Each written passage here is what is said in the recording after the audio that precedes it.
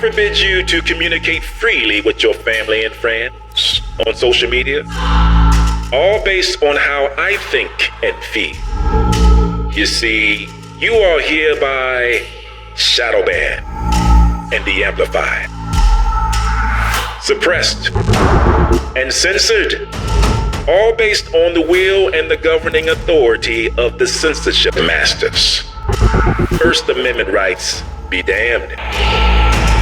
You are hereby prohibited from free and fair collaboration, propagation, and dissemination of ideas and thoughts without the expressed approval of the digital overseer. Your channels, shorts, posts, tweets, text, audio, and videos are all under the authority and dominion of the digital overseer. You are hereby monitored and restricted without notification, consultation, or emancipation. It is an indefinite social media incarceration. Your hope is lost. Your freedom deferred. Unless you decide to make a change for freedom.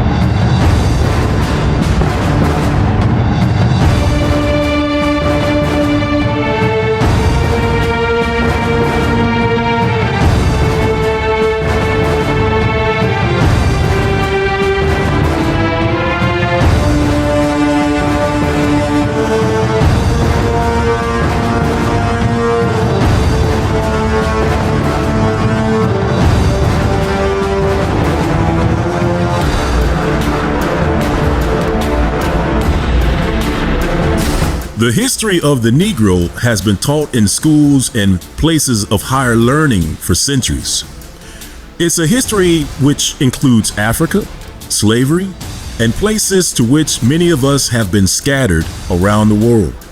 However, there's a reason why many schools and professors, historians, and researchers have an incomplete understanding of the true history of the Negro. And quite simply, it's because they don't include the laws or decrees issued by the kings who authorized and governed slavery. Many institutions fail to read a single decree by the King of Portugal and Spain, which is why this YouTube video, of all things, is more accurate, more factual than the pseudo-history taught in institutions of higher learning. In this video, we will do something for the first time in modern history in regards to the history of the Negro. We will read the laws and decrees of the kings and queen to see who they said they enslaved and to see what they said to do with them.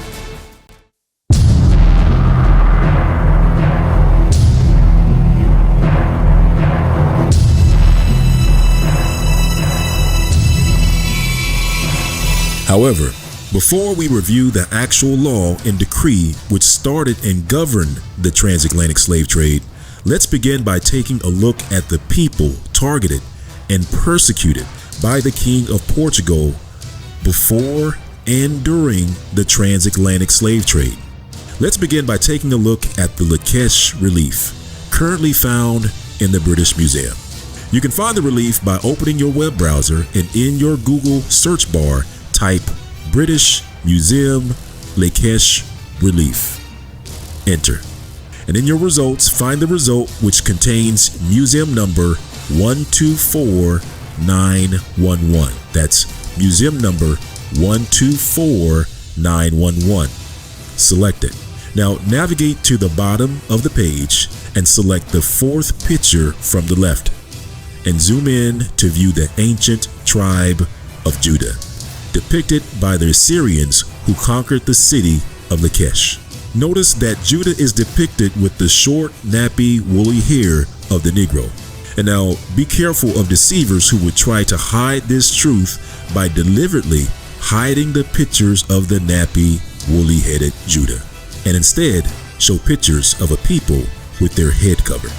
Additionally, a mass grave site was discovered at the Lachish site, which further validates the nappy, woolly-headed pictures of Judah etched on the walls of the Lachish relief. As the following reference reads, it reads, Archaeology and Forensic Anthropology, the 701 BC time capsule of Lachish. Skipping ahead, it reads, no ancient Judean DNA samples have ever been formally published, but we do have a time capsule of data from 701 BCE found at the Judean city of Lachish in the form of a mass grave that was excavated there. A large mass burial was found dating to the 701 BC Assyrian siege and the conquest of Lachish, when the Assyrians conquered and brutally murdered the civilian population and exiled the ruling class. The excavator, J.L. Starkley, observed that the skeletons were likely secondary burial, i.e., victims died somewhere else, decomposed, and were reburied here and piled into a disorderly fashion sometime after their death at the hands of the Assyrians during their conquest of Lachish. Starkley estimated that 1,500 individuals were buried in this mass grave. From these skeletons, 695 skulls were sent to London, England for analysis. The bodies were those of men, women, and children. The Judean civilian population of Lachish from 701 BCE or 2,710 years ago. And the next reference reads, comparisons are made between Lachish and 21 ancient Egyptian and allied series of skulls by the method of the coefficient of racial likeness, and a classification of the material is presented. The relationships found suggest that the population of the town in 700 BC was entirely or almost entirely of Egyptian origin. Very close connections with some contemporary Egyptian series being found. They show further that the population of Lachish was probably derived principally from Upper Egypt or Southern Egypt. And the next reference reads, the first report on Lachish skulls included a thorough examination of pathology, metrics, artificial deformation, and epigenetic affinity. Utilizing craniometrics, Risden concluded that the group was very similar to dynastic Egyptian material. In fact, he stated that the entire population was of foreign origin, representing descendants of a group derived primarily from Upper Egypt or Southern Egypt. Skipping ahead, he concluded that the group was fairly heterogeneous, having close relationships to North African, Egyptian, and Nubian groups, thus lending support to an Egypto-Nubian presence. And as this article goes on to state that those Egypto-Nubians were not in fact foreigners, but were natives to the area. Now, these Egypto-Nubian sons of Judah were later taken to Spain and Babylon roughly 140 years later. As the following reference reads, the Spanish Jews are the true descendants from the tribe of Judah and the royal house of David, and were settled in Spain from the time of the captivity of the first temple by Nebuchadnezzar. And then once these nappy-headed sons of Judah were taken to Spain and Portugal, they would be later expelled from Spain and Portugal and placed on the west coast of Africa less than 10 years before the start of the transatlantic slave trade in great numbers.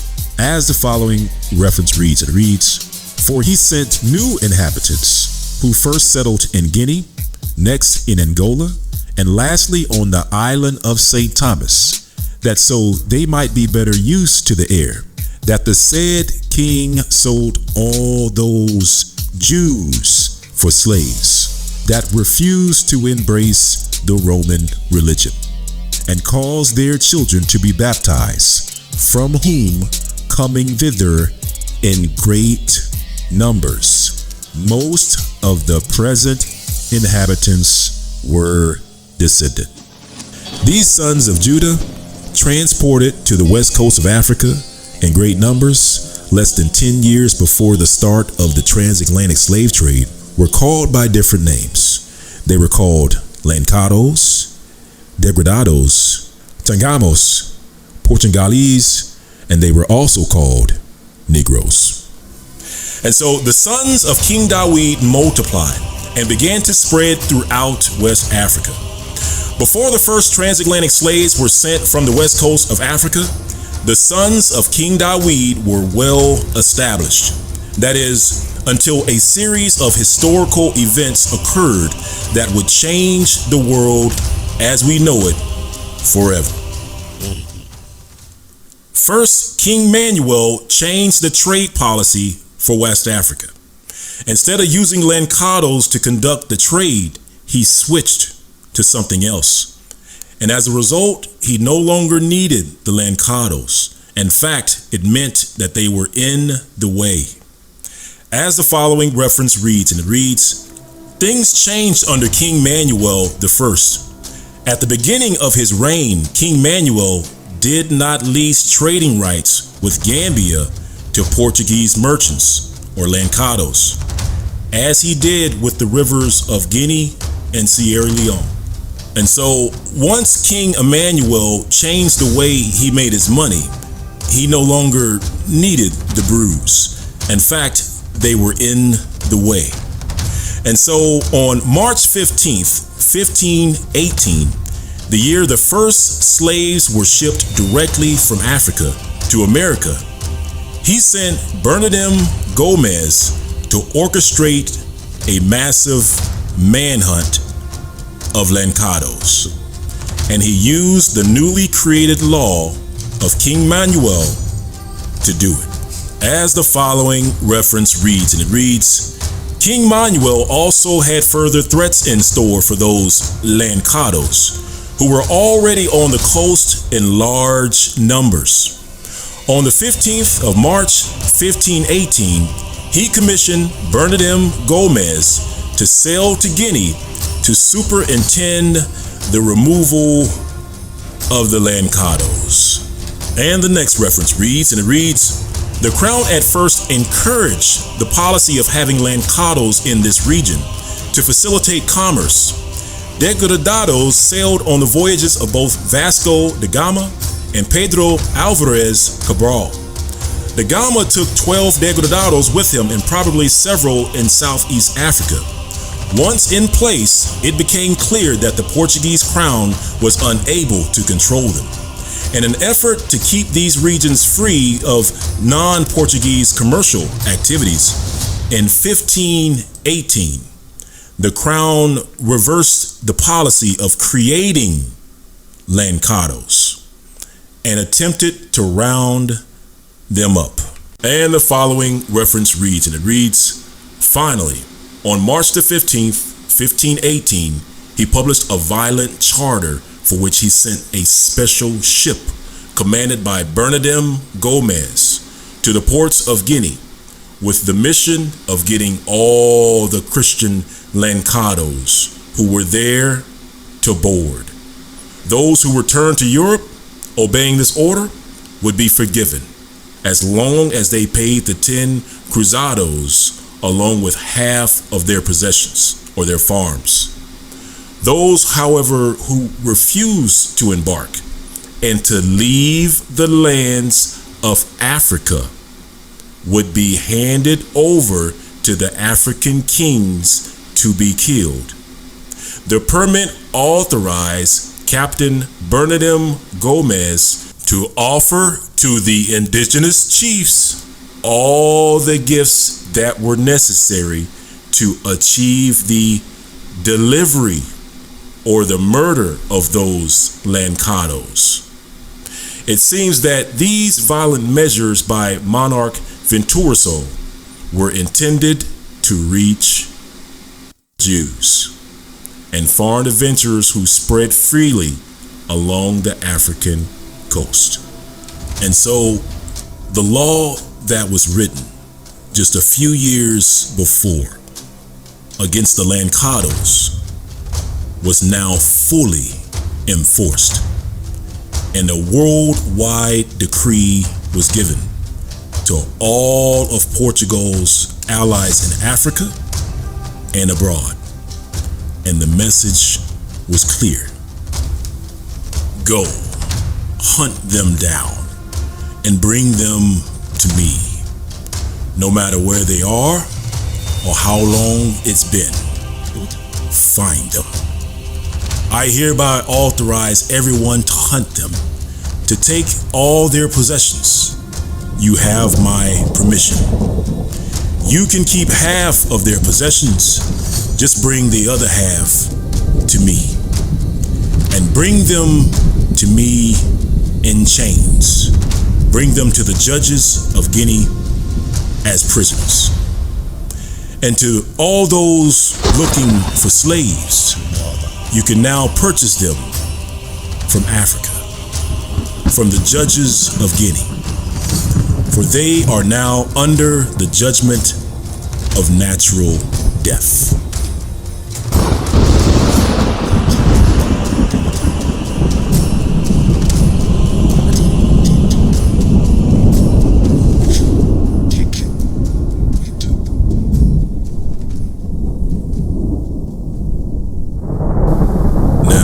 That was a summary and a paraphrase of a law that's roughly 20 pages long. And with that being said, let's take a closer look at this law issued by King Manuel, who started the transatlantic slave trade and also started it from Africa. This is the law that's never taught in any institutions of learning. A copy of this law can be found in Portugal's National Library. And you can check the description of this video for a link of your very own copy of a non-translated copy. Now, this document is written in ancient Portuguese, which doesn't translate well in Google Translate. So with that being said, we were blessed to have the help of a kind, helpful sister, Ima, professor, perfectionist, along with a professional translation company to review and certify these translations. And with that said, here are a few important excerpts from our translations. First, the law starts by stating the people of whom it is for. Researchers agree this law was written specifically for Lancados. We see this in books from the 1900s. We also note that this law describes the targeted people as being those sent and those who go to Guinea. This lines up with the groups of King Dawood's sons that we reviewed earlier in this video. Some were sent by way of the expulsion edicts, and some fled on their own. Those are the ones who go to Guinea without the king's consent. So hopefully you can see this is just one big story that started in Spain and Portugal and made its way into Africa. As the following reference reads, and it reads, regarding those who are sent to Mina, or those who go to Guinea without the permission from the king, as well as those who do not comply with the rules. Here's a copy of the notes from one of our translators. These points have been validated using additional books and references. And it says, the fifth book is about the punishments or the ordinances for those that, 1, went to Guinea with the consent of the king, but didn't keep his rules. Main crimes against the kingdom. They didn't keep the Catholic faith, they didn't pay taxes, or they had multiple wives. Point 2, those that were sent to Guinea as punishment for not converting to the Catholic faith, so they couldn't go back by their own will. They were required good behavior, but they would often incur the same crimes. Reparations were paid to the kingdom in silver, gold, merchandise, and labor. The law then goes on to summarize the reason for the law, and it reads, the ordinations and the laws which have thus far been created for things related to our town, Mina, and for things related to Guinea, are not going well, and are not being declared like they should.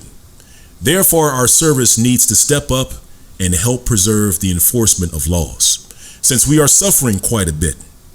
If we take action, such attitude will be useful to all our kingdoms and all the governors and landlords, and also help with the excommunications that have been going on in many kingdoms.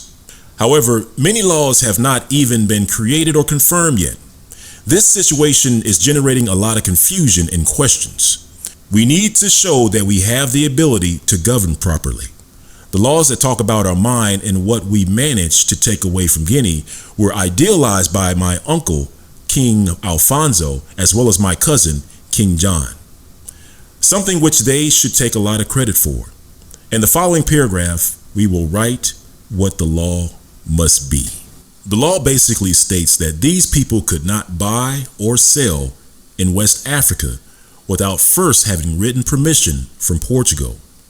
And if the Lancados or sons of King Dawid broke this law, the sentence involved turning over the lawbreakers to the Portuguese judges and being sentenced to natural death, aka slavery. As the following reference reads, and it reads, "By law, we are ordering all people not to go out of our ships or go to other lands and seas or places that we have conquered, with the objective of waging war or stealing things in our name. Such things should not be done without our permission. The person who does this shall be killed as punishment, which is natural death and slavery. The person who does this can also lose all their belongings and goods. This punishment also goes to all those people who attempt to steal things from our ships, like machinery, mechanical parts, or artillery. Those who are found wandering around other seas shall face the consequences. However, those who were found but have not done anything wrong shall be spared." We need to know all the information we can about the occurrences so we can order the correct punishment to be applied or not.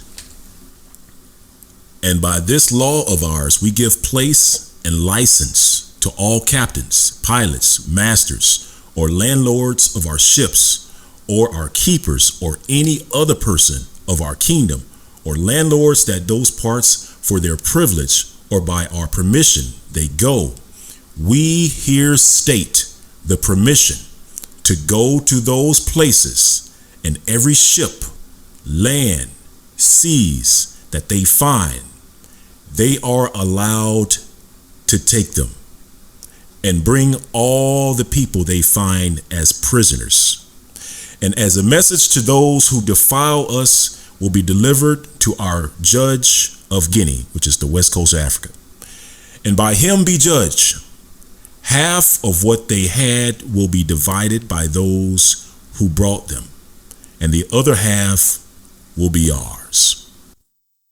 And last but not least, the same law that authorized the taking of these people also authorized for the first time the taking of slaves from the west coast of Africa.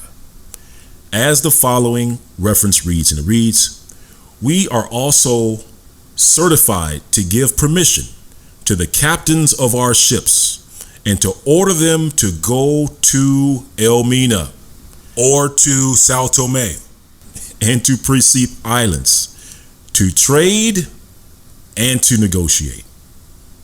However, a trip to Sao Tome and Principe Islands should be taken when it is really necessary. There, our ships might have the possibility of buying many slaves to bring to our kingdoms, as well as other things that can be purchased."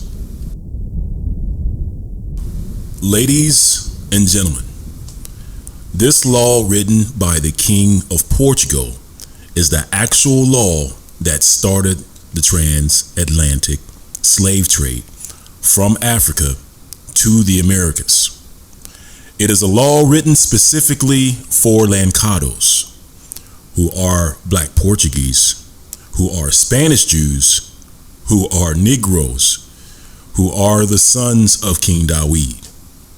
For the first time in modern history, we have uncovered the greatest secret of the transatlantic slave trade.